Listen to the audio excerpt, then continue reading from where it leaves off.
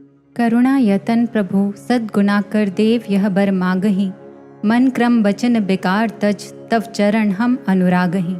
हे करुणा के धाम प्रभु, आपसे यह वर मांगते हैं कि मन कर्म और वचनों से विकारों को त्याग कर आपके श्री चरणों से प्रीति करें। बोलिए सियापति रामचंद्र महाराज जी की जय, सद्गुरु सर्व श्री आशुतोष महाराज जी की जय, सच्चे दरबार की जय। ब्रह्म बिंदु उपनिषद का कथन है, मन एव मनुष्याणाम कारणम बंध मोक्षयो। मन ही सभी मनुष्यों के बंधन एवं मोक्ष का प्रमुख कारण है। इतिहास को भी यदि देखें तो पाएंगे कि जो मन को साध ले गया उसे वो सब कुछ मिला जो उसने चाहा, लेकिन जो मन के हाथों सध गया उसका सब कुछ चला गया। जीवन का चाहे कोई भी आयाम क्यों ना हो, धर्म, अध्यात्म, कला, खेल या विज्ञान, सफल होने के लिए मन का संयम बहुत आवश्यक है। इस मन को साध कर ही अरुणिमा सिन्हा, अवनी लखारा, सुमित अंतिल, किरण बेहन जैसे व्यक्तित्व उदाहरण रच गए। किरण बेहन आयरलैंड का एक बच्चा जिससे यह सपना था कि वह ओलंपिक्स में भाग ले, परंतु 10 वर्ष की उम्र में ही उसके बाएं पैर में ट्यूमर पाया गया। डॉक्टर से ऑपरेशन के दौरान एक ऐसी गलती हुई कि उसकी नस को चोट पहुंची और वो व्हीलचेयर का मोहताज हो गया। लेकिन उसने हार ना मानते हुए अपने पैरों पर कुछ ही महीनों में फिर से खड़े होकर दिखाया और जिम्नास्टिक्स का अभ्यास करने लगा। प्रैक्टिस करते हुए एक दिन गिरा, सिर हॉरिजॉन्टल बार से टकराया और इतनी गहरी चोट लगी कि अब हल्की सी हरकत करते ही वो बेहोश हो जाता था। डॉक्टर्स ने साफ कह दिया अब वो कभी अपने पैरों पर खड़ा नहीं हो सकेगा। लेकिन केरन ने हौसलों की ऊंची उड़ान भरते हुए इस बात को गलत साबित करके दिखाया और जिम्नास्टिक्स की फिर से प्रैक्टिस करने लगा। साल 2010 यूरोपियन खेलों में भाग लेने से ठीक 6 हफ्ते पहले उसके घुटने में फ्रैक्चर हो गया और वो शामिल नहीं हो पाया। लेकिन 2011 में वर्ल्ड चैलेंज कप सीरीज में उसने 3 पदक जीते, जिसमें गोल्ड भी शामिल था। और फिर 2012 और 2016 के ओलंपिक्स में उसने आयरलैंड का जिम्नास्टिक्स में प्रतिनिधित्व किया। इस प्रकार केरन ने अपनी मन की शक्ति से असंभव को संभव कर दिखलाया और मिरेकल बॉय के नाम से जाना गया। मन की इसी शक्ति के साथ जब जागृत आत्मा जुड़ जाती है तो चमत्कार जैसे और भी बड़े परिवर्तन घटते हैं, जो एक मानव के साथ साथ संपूर्ण विश्व का कल्याण करने का सामर्थ्य रखते हैं।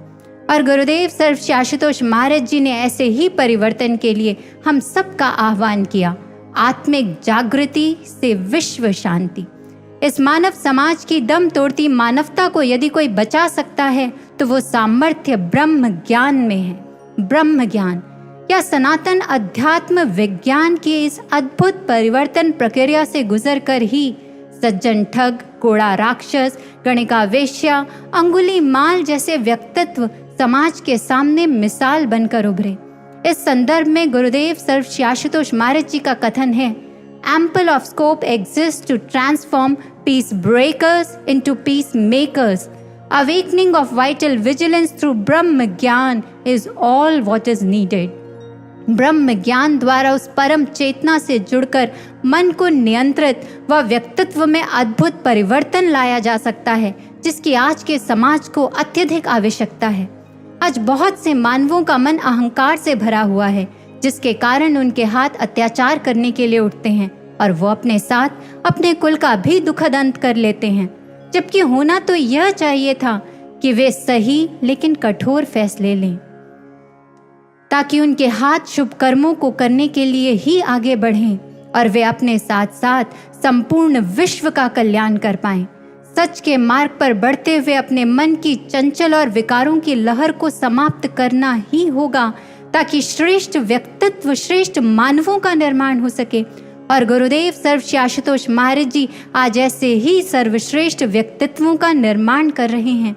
महाराज जी ने अक्सर हम सभी साधकों को अपने आत्मीय परिजन कहकर संबोधित किया है।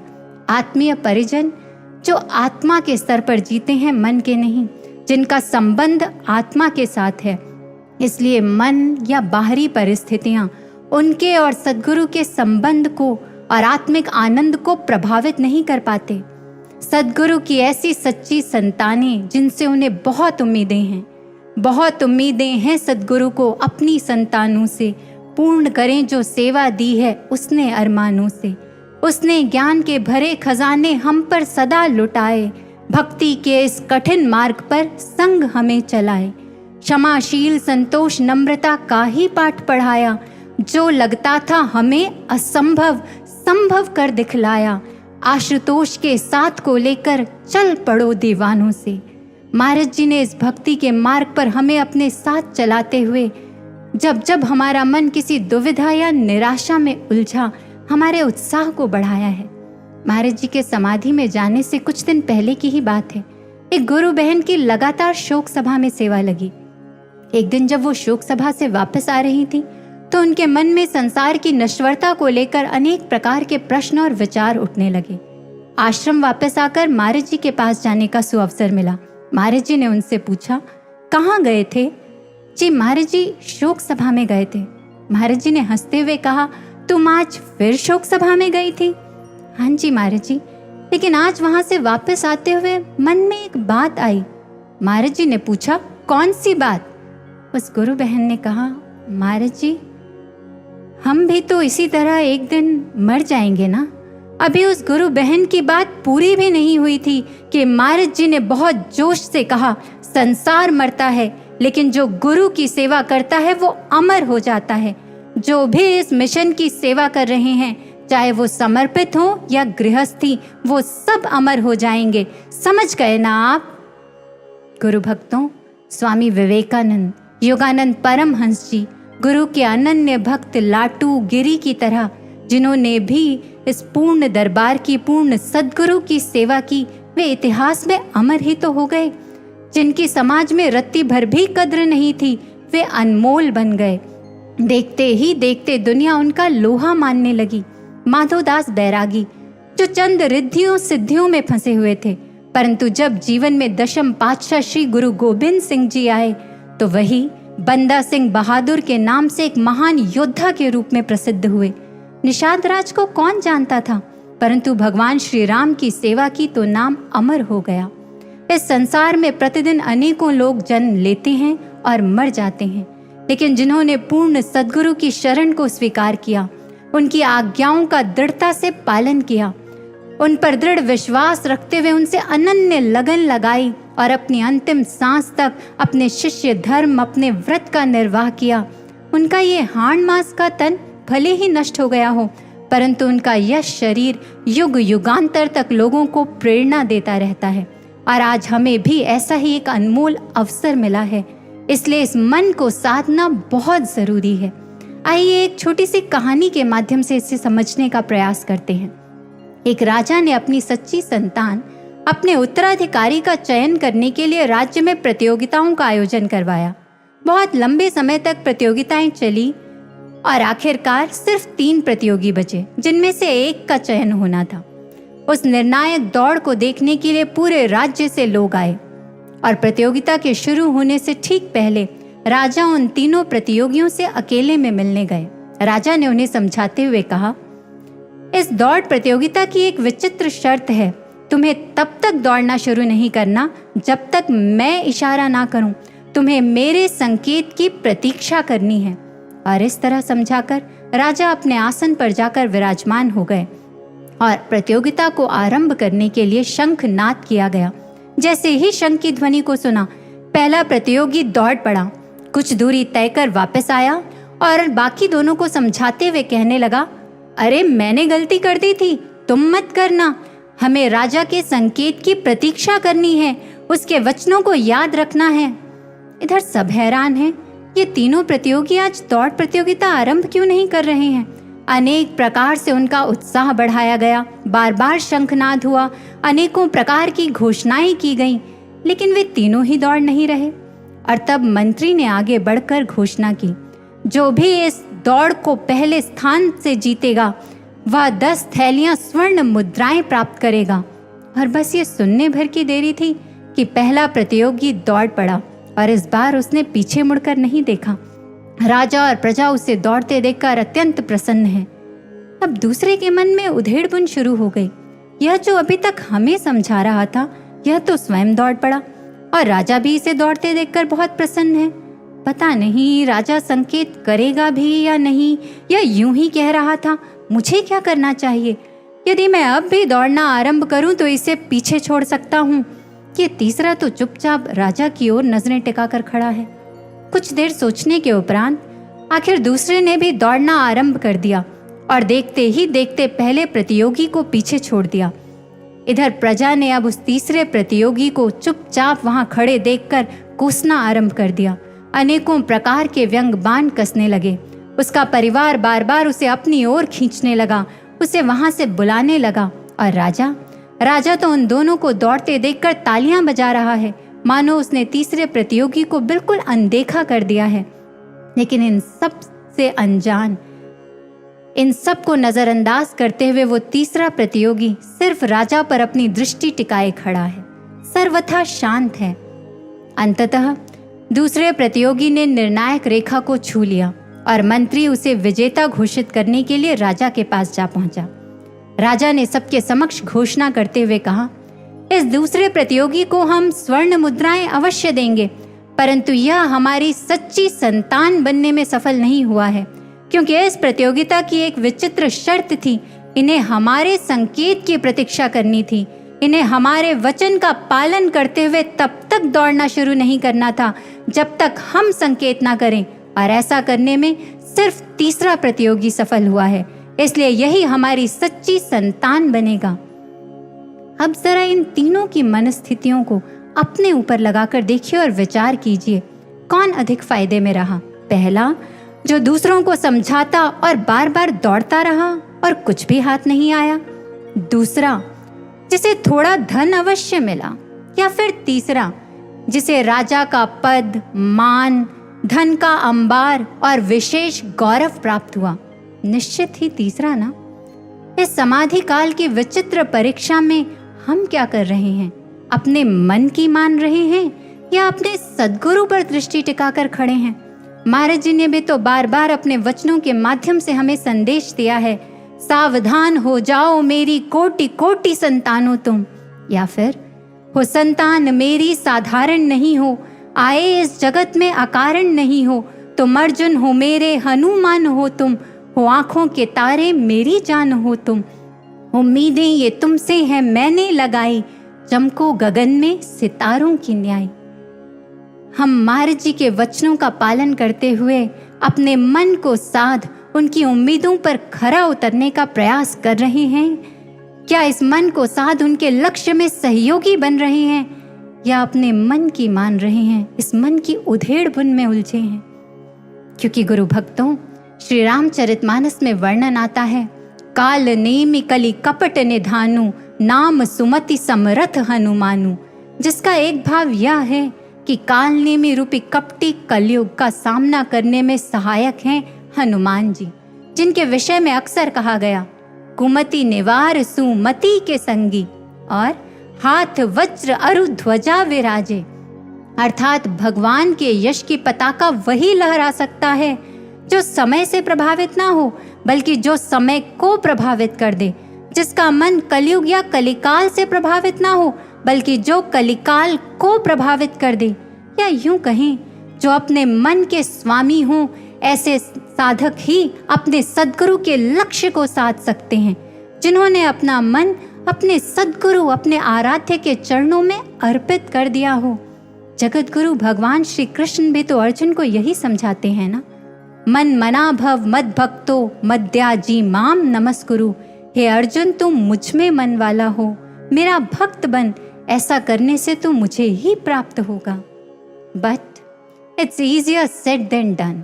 मन को साधने की बात करना जितना आसान है, इसे करना उतना ही मुश्किल है। तो फिर क्या कहीं कोई उपाय नहीं, कुछ नहीं किया जा सकता? ठाकुर रामकृष्ण परमहंस जी के शिष्य स्वामी अखंडानंद जी ने गरीब बच्चों की शिक्षा दीक्षा के लिए एक विद्यालय का निर्माण किया। उस विद्यालय को चलाते हुए उनके सामने एक समस्या आई, जिसे हल करने के बहुत प्रयास किए, अनेक लोगों के आगे हाथ फैलाए, लेकिन कोई संतोषजनक हल नहीं निकला। एक दिन ध्यान कर रहे थे तो अंतर जगत में ठाकुर प्रकट हो गए। ठाकुर ने कहा, तूने अपनी समस्या का समाधान पाने के लिए सबसे मदद मांगी, लेकिन मुझे एक बार भी याद नहीं किया। तू एक बार मुझे पुकारता तो सही, मैं तुझे कभी यूं दर दर का मोहताज नहीं होने देता। उसी समय तेरी सहायता के लिए पहुंच जाता। परंतु अफसोस, तुझे तो मुझसे ज्यादा विश्वास समाज के लोगों पर था कि इस दुख की घड़ी में वही तेरे काम आएंगे। मुझे दुख है कि अभी तक भी तुझे अपने सद्गुरु पर पूर्ण विश्वास नहीं हुआ। अखंडानंद जी ने सुना तो फूट फूट कर रोने लगे। ठाकुर, मुझे क्षमा कर दो। मैं भूल गया था कि हम तो जगत पिता की संतानें हैं, फिर वो हमें लाचार कैसे देख सकते हैं। मुझसे बहुत बड़ी गलती हो गई कि मैंने अपनी समस्या का समाधान अपने सद्गुरु से ही नहीं मांगा। आइए हम ऐसी गलती ना करते हुए अपने सद्गुरु से ही इस समस्या का समाधान ले लेते हैं, क्योंकि संतों ने भी यही समझाया है। गुरु नारायण रूप हैं, गुरु ज्ञान के घाट, सतगुरु वचन प्रताप सो मन के मिटे कुचाट। सो गुरु महाराज जी के दिव्य वचनों में निहित प्रेरणाओं से ही अपने मन के कुचाट को मिटाने का प्रयास करते हैं। इस सूक्ष्म मन को साधने के लिए शास्त्र ग्रंथों और महाराज जी के दिव्य वचनों का आश्रय लेते हुए कुछ साधनों का प्रयोग करते हैं, और इसमें सबसे पहला साधन है सुमिरन। वज्रात्रायते इति पवित्रः, जो पवि अर्थात वज्र से भी रक्षा करे वही पवित्र है। राम नाम नर केसरी, कनक कसिपु कलिकाल, जापक जन प्रहलाद जिमी, पालहि दली सुरसाल। अर्थात प्रभु का नाम श्री नृसिंह भगवान है, कलयुग हिरण्यकश्यपु है, और नाम स्मरण करने वाले जन भक्त प्रहलाद के समान है। यह पावन नाम कलयुग रूपी दैत्य से भक्तों की रक्षा करेगा। और साधकों, इसी पावन नाम को सूक्ष्म स्पंदन के रूप में गुरुदेव सर्वशास्त्रोश महाराज जी ने ज्ञान दीक्षा के समय हमारी श्वासों में प्रकट किया है। इसलिए महाराज जी हमें अक्सर समझाते हैं, श्वासों से ध्यान कभी नहीं छोड़ना। श्वास ही परमात्मा तक पहुंचने की सीढ़ी है। गुरुमय होने के लिए अपनी श्वासों के तार को गुरु से जोड़ो। जो सुमिरन से जुड़ा रहता है वो हमेशा ब्रह्म में विचरण करता है। वो गुरु को हर पल अपने अंग संग महसूस कर पाता है। इसलिए हर श्वास में सुमिरन करना है। इस मन को साधने का एक ही तरीका है, इसे उस एक के चिंतन में लगा दो। उस नाम की मस्ती में इस मन को इतना मस्त कर दो कि इसे इधर उधर की बातों में रुचि ही ना रहे। लेकिन हमारा सुमिरन तो बार बार टूटता है। अच्छा, एक बात बताइए, विचार कीजिए, यदि आपको अपने आराध्य के लिए फूलों की माला बनानी हो तो कैसे फूलों का चयन करेंगे? टूटे फूटे बिखरे या फिर पूरे फूल? पूरे फूल ही ना। पूरे फूल वे कहलाते हैं जिन श्वासों में हम प्रभु के नाम पर एकाग्र हों, जिन श्वासों में परमात्मा का चिंतन, अपने सद्गुरु का चिंतन, उनका ध्यान समाया हो। और ऐसा करने के लिए आइए आज महाराज जी ने अपने एक साधक शिष्य से जो शब्द कहे थे उसे अपने हृदय में अंकित कर लेते हैं। Let's mark these words. Maharaj ji ने कहा था, सद्गुरु का मुख्य कार्य होता है अपने भक्त को याद करने का, और भक्त का प्रमुख कार्य होता है अपने सद्गुरु को याद रखने का। बाकी सब कार्य तो साथ साथ चलते रहते हैं। यदि गुरु महाराज जी अपने विराट कार्यों के साथ हम शिष्यों को याद रख सकते हैं, तो क्या शिष्य अपने गुरु महाराज जी को अपने चिंतन, अपने ध्यान में नहीं बसा सकते? ठीक वैसे ही जैसे चैतन्य महाप्रभु के शिष्य मुरारी गुप्त ने बसा लिया था। मुरारी गुप्त अपनी हर एक श्वास में, अपने दिन के हर एक पल में अपने सद्गुरु चैतन्य महाप्रभु का ही चिंतन स्मरण किया करते थे। एक दिन भोजन करने बैठे, हमेशा की तरह अपने नयनों को मूंदकर अपने आराध्य का स्मरण किया, और आज चैतन्य महाप्रभु उनके अंतर जगत में प्रकट हो गए। दर्शन इतना सजीव था कि मुरारी ने बाहर से भोजन के निवाले अपने हाथों में लेकर अंदर दिख रहे अपने सद्गुरु को खिलाना आरंभ कर दिया, और चैतन्य महाप्रभु ने भी उसके इस प्रेम मिश्रित नैवेद्य को सहर्ष स्वीकार किया और एक दिव्य लीला घटने लगी। लेकिन तभी कुछ देर में मुरारी की पत्नी वहां आई। उसने देखा थोड़ी थोड़ी देर में मुरारी अपने हाथ में चावल के दानों को लेता और फिर उन्हें अपने ही सामने गिरा देता। यह देखकर उसके मुख से निकला, यह आप क्या कर रहे हैं? इसी के साथ मुरारी की तंद्रा टूटी। उसने मुख से तो कुछ नहीं कहा, लेकिन सामने बिखरे उन दानों को समेटा और फिर महाप्रसाद के रूप में ग्रहण कर लिया। अगले दिन सुबह सुबह द्वार पर किसी के आने की ध्वनि सुनकर जब द्वार खोला तो पाया सामने चैतन्य महाप्रभु खड़े हैं। चैतन्य ने मुरारी से कहा, क्यों रे, कल तूने मुझे क्या खिला दिया था? जब से ग्रहण किया है मुझे रोग हो गया है, न चैन से बैठ पाया हूँ न सो पाया हूँ। चल अब जल्दी से मुझे इसकी औषधि भी दे दे। मुरारी ने सुना रोग, चैतन्य के चरणों में गिर पड़ा। क्षमा मांगते हुए कहने लगा, क्या मुझसे कैसा महापाप हो गया महाप्रभु? मैंने आपको रोग दे दिया और इसकी औषधि कहाँ है मेरे पास?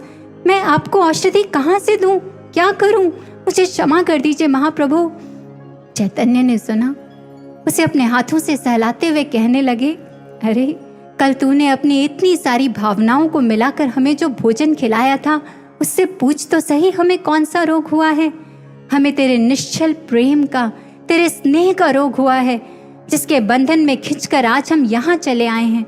और इस प्रकार कहते हुए चैतन्य ने उसे उठाकर अपने गले से लगा लिया। आइए गुरु भक्तों, हम भी शिष्य मुरारी की तरह, राम भक्त हनुमान जी की तरह अपने आराध्य के चिंतन मनन को अपनी श्वासों में, अपने दिन की हर एक घड़ी में बसा लें। तन में राम, मन में राम, रोम रोम में राम बसे। हनुमंत की श्वास माल, बस राम नाम दिन रात जपे, बस राम नाम दिन रात जपे। और इस कार्य में दूसरा साधना हमारी बहुत सहायता करता है। जब एक माँ कुछ ग्रहण करती है तो वह उसके गर्भ में पल रहे शिशु को अपने आप ही मिल जाता है। गुरु भी आध्यात्मिक माँ है। जो शिष्य उनसे ध्यान साधना की नाल से जुड़ा रहता है, गुरु की सोच उसकी सोच बन जाती है। आप सभी ने गायत्री मंत्र अवश्य सुना होगा, जिसके भाव हैं, मैं उस भृगु ज्योति का ध्यान करता हूँ जो सृष्टि का सार तत्व है।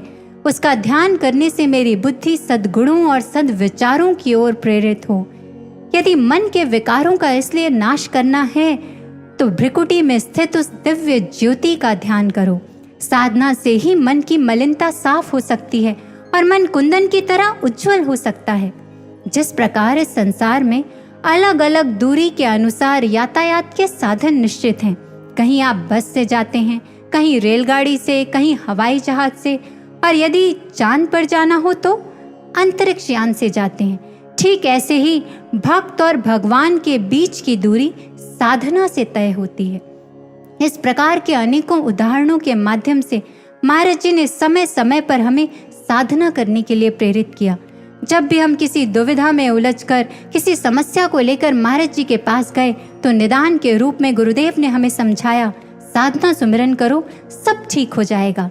और यदि शास्त्र ग्रंथों की बात करें, गणेश गीता के 8वें अध्याय में भगवान गणेश राजा वरेण्य को ज्ञान दीक्षा देते हुए उन्हें अपने विश्व रूप के दर्शन करवाते हैं। और इसके बाद इस ग्रंथ में वर्णन आता है कि राजा वरेण्य उस ज्ञान की साधना में लीन होकर मुक्ति को प्राप्त हुए। अतः मन के विकारों से मुक्ति हो या फिर जन्म मरण के इस चक्र से, साधना इसका एक सशक्त माध्यम है। साधना के द्वारा परमात्मा का, सद्गुणों का निरंतर संग करने से आपके मन पर सूक्ष्म परिवर्तन धीरे धीरे घटने लगता है। ये ठीक वैसा है जैसे जब कोई पक्षी अपने अंडों को सेता है तो उसमें कुछ ही मिनटों या घंटों में बाहर से परिवर्तन दिखाई नहीं देता, लेकिन भीतर सूक्ष्म परिवर्तन घट रहा होता है। ठीक इसी प्रकार आज्ञा में रहकर की गई निरंतर साधना आपके मन को अवश्य परिवर्तित करती है। इसलिए गुरु भक्तों, साधना के संदर्भ में founder of modern nursing Florence Nightingale की एक उक्ति हमारे बहुत काम की है। शी यूज्ड टू से, I attribute my success to this. I never gave or took any excuses. मैं इसलिए सफल हो पाई क्योंकि मैंने कभी ना कोई बहाना बनाया और ना ही स्वीकार किया। आइए आज से अपने इस मन को भी कह देते हैं, साधना को लेकर नो एक्सक्यूजेस, और अपने मन वीणा की तारों को साधना सुमिरन की शक्ति से बजाते हैं। फिर हम गुरु कृपा का एहसास हर पल कर पाएंगे और खुद को गुरु के रंग में ऐसा रंग सकेंगे कि मंत्रा रूपी मायावी चालें हमें विचलित नहीं कर पाएंगी। शूर्पणखा रूपी वासनात्मक हमला हमारा बाल भी बांका नहीं कर पाएगा। रावण रूपी अधर्म हमें छल नहीं सकेगा। आप सभी भक्तिमती शबरी, भक्तिमती मीराबाई जी, भक्त ध्रुव प्रहलाद की ही तरह शुभ गुणों को धारण कर गुरु प्रेम व कृपा की धार में भीगते हुए, भक्ति की इन लहरों में डूबते उतराते भी अपने लक्ष्य तक अवश्य पहुंच जाएंगे। पर यहाँ एक बात और ध्यान रखनी है।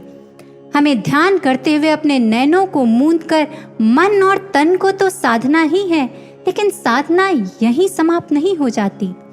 दिन भर के कार्यों को करते हुए अपने आचरण और स्वभाव को गढ़ना भी है। दिन भर उठना, बैठना, दूसरों के साथ व्यवहार करना, इन सब क्रियाकलापों को करते हुए गुरुदेव के आदर्शों के अनुसार कार्य करना भी साधना का हिस्सा है।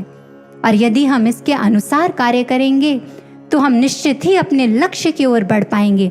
और इसकी ओर बढ़ने में तीसरा साधन सत्संग भी सहायक है। आप सभी यदि ध्यान दें तो भगवान श्री कृष्ण ने ज्ञान देने से पहले श्रीमद् भगवद गीता में अर्जुन को सत्संग सुनाया। 11वें अध्याय में उसे ज्ञान दिया, लेकिन भगवद गीता वहीं समाप्त नहीं हो गई। भगवान श्री कृष्ण ने अर्जुन को उसके बाद भी सत्संग सुनाया। और यही नहीं, युद्ध के दौरान भी अभिमन्यु के मरने के उपरांत अर्जुन को सत्य का संग करवाया ताकि उसका मोह दूर हो सके। भक्ति पथ पर बढ़ रहे एक साधक को कदम कदम पर सत्संग की आवश्यकता है।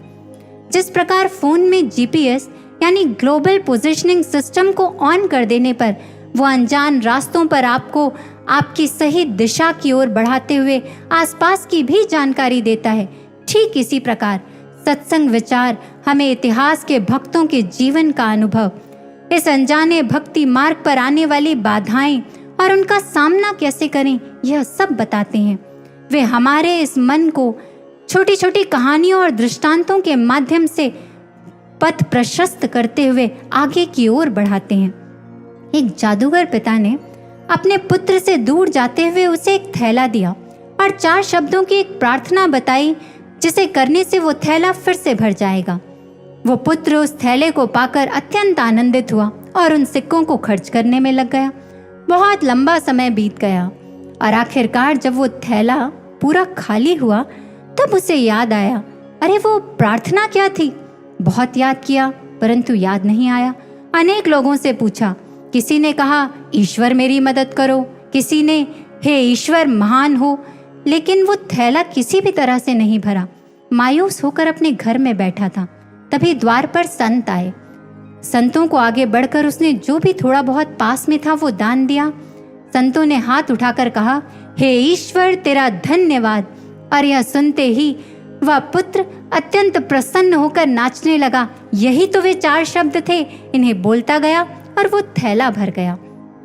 हमारे इस बाल मन को इसी प्रकार की कहानियों के माध्यम से मानो ये सत्संग, संतों के भूले संदेश, परमात्मा की दिव्य वाणियों को याद दिलाते हैं। साथ ही समय समय पर महाराज जी द्वारा हमारे समक्ष रखे गए समाधानों को भी प्रस्तुत करते हैं।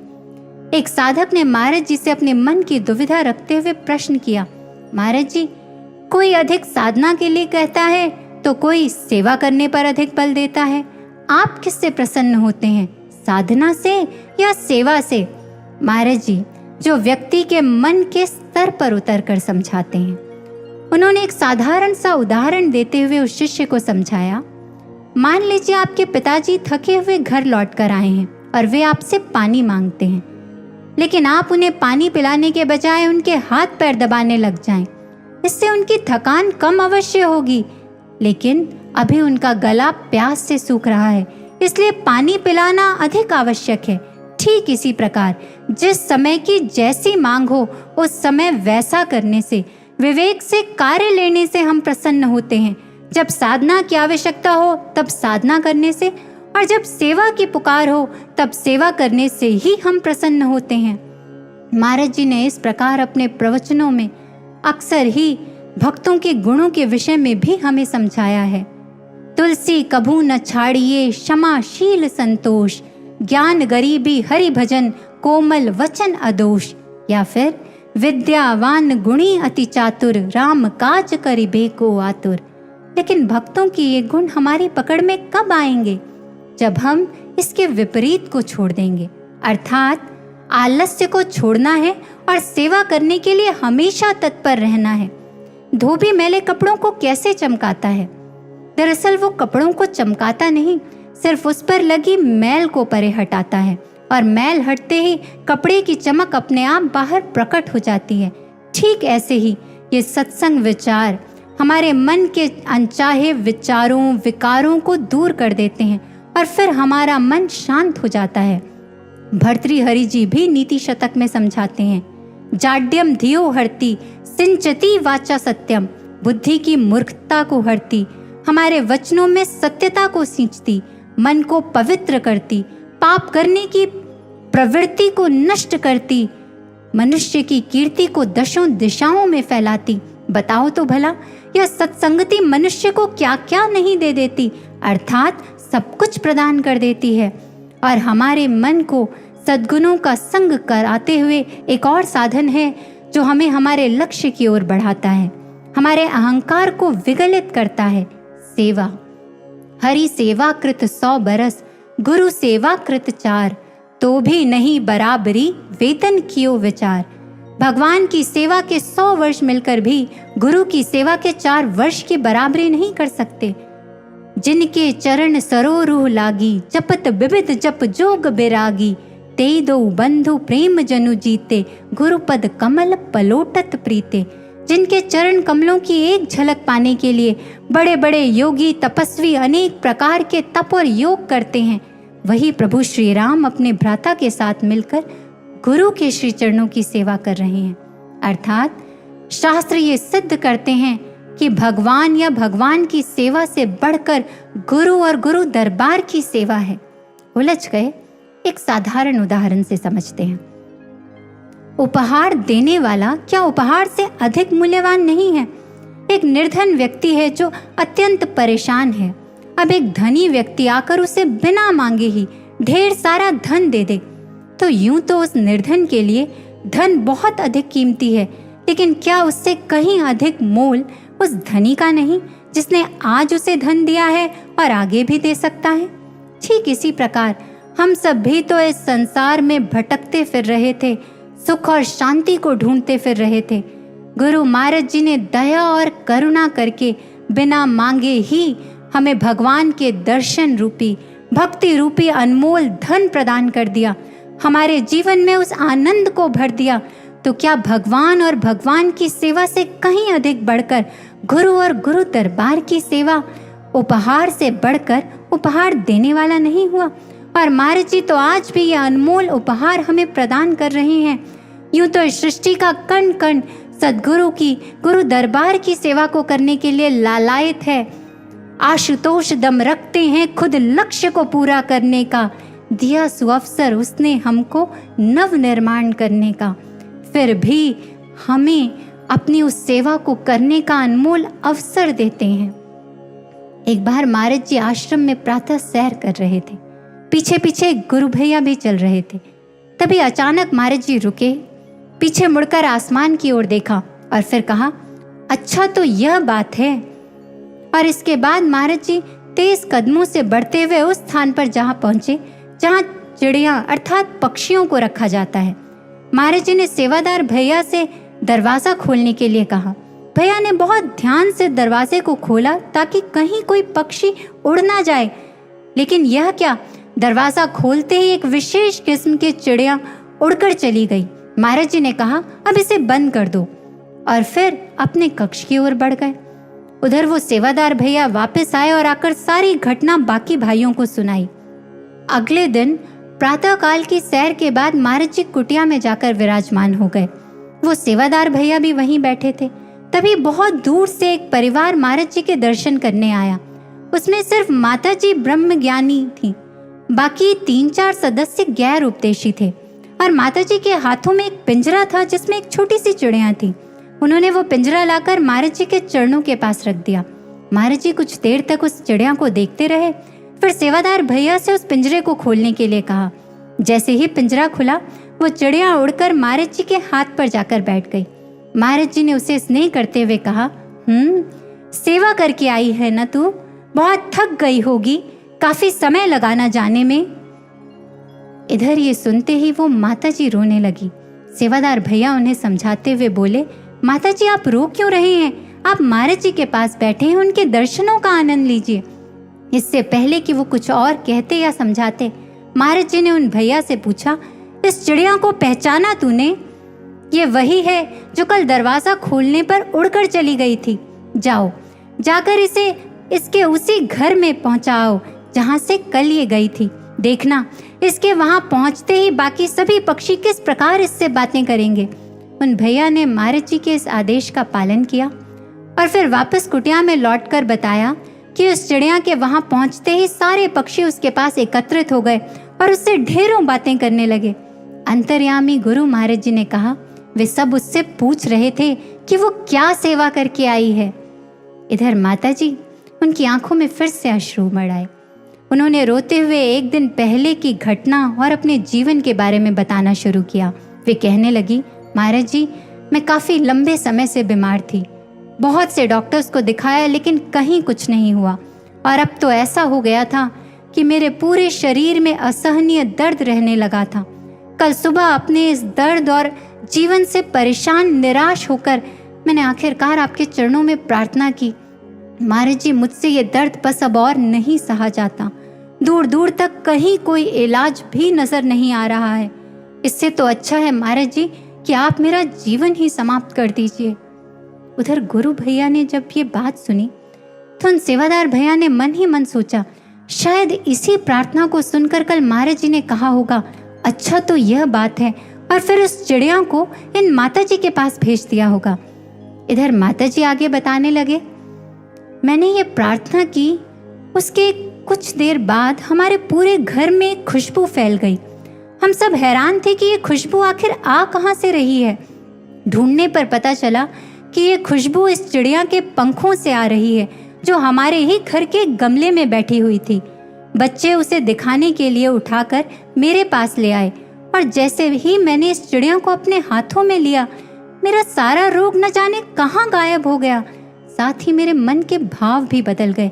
मेरी सारी निराशा दूर हो गई और मेरे मन में विचार आया कि मैं इस चिड़िया को महाराज जी के श्री चरणों में देकर आऊं, मैं महाराज जी के दर्शनों के लिए जाऊं। मैंने उसी समय सारी व्यवस्था को करना आरंभ कर दिया और अब इतना लंबा सफर तय कर महाराज जी के चरणों के पास आकर बैठी हूँ। गुरु भक्तों, इस घटना को सुनकर यही विचार, यही भाव उमड़े। सच में कितने सौभाग्यशाली हैं हम। उन सद्गुरु की सेवा के लिए प्रकृति का कण कण आगे बढ़कर अपना सर्वस्व अर्पित कर देना चाहता है और महाराज जी हमें अपनी सेवा का अवसर दे रहे हैं। शास्त्र ग्रंथों ने शायद इसलिए हमें समझाया है, शरीरम वसु विज्ञानम वासः कर्म गुणांसून गुरुवर्थम धारयेत यस्तु स शिष्यो नेतरः स्मृतः। जो शरीर, गुण, वस्त्र, धन, यहाँ तक कि प्राण भी अपने गुरु के लिए ही धारण करता है, वही सच्चा शिष्य है। तभी तो महाराज जी भी अक्सर हमें समझाते हैं, डट कर सेवा करनी है, सिर्फ और सिर्फ अपने गुरु को देखकर और गुरु की प्रसन्नता के लिए ही सेवा करनी है। और ये सिर्फ महाराज जी ही नहीं समझाते, हर युग में सद्गुरुओं ने अपने शिष्यों को यही प्रेरणा दी है। इतिहास उठाकर यदि देखें तो योगानंद परमहंस जी की शिष्या मीरा माता भी सेवा से जुड़ा अपना ऐसा ही सुंदर अनुभव बताती हैं। वे बताती हैं, एक बार योगानंद परमहंस जी, जिन्हें वो मास्टर कहा करती थी, उन्होंने उनसे कहा, मीरा, तुम बहुत काम करती हो, इस प्रकार तुम अपने स्वास्थ्य को बर्बाद कर दोगी, तुम्हें कम काम करना चाहिए। मीरा ने कहा, ठीक है मास्टर। लेकिन उस समय वो हैरान रह गई जब 2-3 दिनों के बाद ही योगानंद परमहंस जी ने उन्हें बुलाकर कुछ और सेवाएं दे दी। फिर कुछ दिन बीते, योगानंद परमहंस जी इस बार उन्हें लगभग झिड़कते हुए बोले, मीरा, मैंने तुमसे कहा था ना, कम काम किया करो। तुमने अपने इसी जन्म में अपने अगले कई जन्मों का काम कर लिया है, ध्यान रखा करो। मीरा ने मन ही मन सोचा, और जिम्मेदारियों के साथ कम काम कैसे करूं? और तब वो और अधिक उलझ गईं जब मास्टर ने उन्हें बुलाकर कुछ और सेवाएं दे दी। वो समझ नहीं पा रही थी कि इन दोनों कॉन्ट्राडिक्टरी बातों को कैसे माने। आखिर मास्टर उन्हें क्या समझाना चाहते हैं? और फिर अंततः वे समझ ही गईं। एक दिन योगानंद परमहंस जी के पास गईं और हाथ जोड़कर कहा, मास्टर, मुझे समझ आ गया आप क्या कहना चाहते हैं। आपके द्वारा हमें आश्रम में दी गई सेवाओं, जो भी जिम्मेदारियां आप हमें देते हैं, हमें उसके लिए वर्क यानी काम शब्द का प्रयोग करने के बजाय सर्विस या सेवा शब्द का उपयोग करना चाहिए, ऐसा ही है ना? योगानंद परमहंस जी हंसते हुए बोले, आखिरकार तुम समझ ही गई। सारा जीवन तुम सोचती रही, काम करो, ज्यादा से ज्यादा काम करो, और ये विचार तुम्हें थका रहा था, तुम्हें ढंग से सेवा नहीं करने दे रहा था। लेकिन जिस समय आप उन जिम्मेदारियों को परमात्मा की सेवा, अपने सद्गुरु को प्रसन्न करने की सेवा के रूप में देखते हैं, तो ये विचार ही आपको एक अलग सोच, एक अलग ऊर्जा प्रदान करता है। वास्तव में परमात्मा और अपने सद्गुरु को प्रसन्न करने का विचार आपको उनकी दिव्य ऊर्जा से भर देता है। हम भी अपने इस मन को गुरु के चरणों में लगाकर उनकी ऊर्जा, उनकी कृपा का संबल लेकर आगे बढ़ पाएं, इसके लिए आइए अंतिम साधन प्रार्थना का आधार ले लेते हैं। प्रार्थना, जिसके विषय में स्वयं भगवान आशुतोष यानी भगवान शिव गुरु गीता में कहते हैं, तत्पादम विष्णु पादम स्यात् तत्र दत्त मनस्ततम। गुरु के श्री चरण भगवान विष्णु के ही श्री चरण हैं और उसमें लगाया गया मन परमात्मा मयी हो जाता है। इसलिए अपने इस मन को गुरु भक्तों हमें प्रार्थना के माध्यम से गुरुदेव के श्री चरणों में लगाना है। प्रार्थना जो एक साधक के प्राण है। यदि गजेंद्र हाथी जैसे जीव की पुकार परमात्मा तक पहुंच सकती है, तो हम तो ब्रह्म ज्ञानी साधक हैं, हमारी पुकार क्यों नहीं पहुंचेगी? गुरु महाराज जी अक्सर कहते हैं, प्रार्थना में बहुत शक्ति है, यह असंभव को भी संभव कर सकती है, या बड़े बड़े पहाड़ों को भी हिलाने का सामर्थ्य रखती है। एक बार एक साधक ने ऐसी ही प्रार्थना के बारे में अपने भावों को महाराज जी के चरणों में रखते हुए उस प्रश्न को किया, जो शायद हमारे इस मन में भी जब हम मनमानी करते हैं, मनमुख होते हैं, तो अक्सर उठता होगा। उन्होंने महाराज जी से कहा, महाराज जी, मैंने सुना है कि गुरु एक शिष्य को प्राण दे देते हैं, उसकी उम्र बढ़ा देते हैं, और सुना ही क्यों, मैंने इस गुरु दरबार में यह देखा भी है। आपने कितने ही लोगों को मौत के मुंह से बचा लिया, कितने लोगों के रोग शोक को काट दिया। यहाँ ऐसे कितने ही लोग हैं जो अपनी उम्र पूरी होने के बाद भी इस गुरु दरबार की सेवा कर रहे हैं, इस भक्ति पथ पर आगे बढ़ रहे हैं। लेकिन महाराज जी, गुरु से विमुख होना भी तो मृत्यु ही है ना?